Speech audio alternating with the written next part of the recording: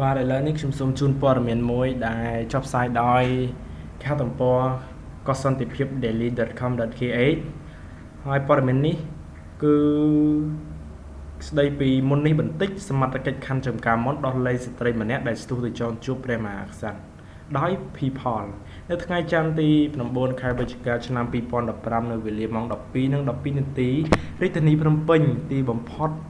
ទៅស្ត្រីម្នាក់ដែលសមត្ថកិច្ចឃាត់ខ្លួនព្រឹកមិញនៅគ្រាដែលស្ត្រីម្នាក់នោះបានស្ទុះរលចូលគៀកព្រះមហាក្សត្រ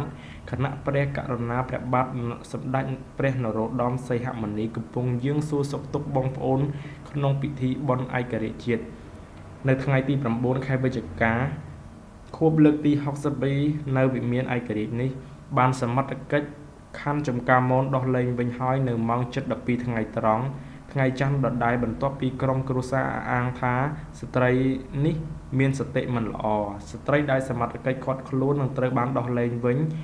នោះឈ្មោះឃ្លោកយុសារ៉ាអាយុ29ឆ្នាំស្នាក់នៅភូមិស្វាយរលំស្រុកស្អាងខេត្តកណ្ដាលនេះគឺជារូបថតរបស់ស្រីជនរងគ្រោះនេះឈ្មោះឃ្លោកយុសារ៉ា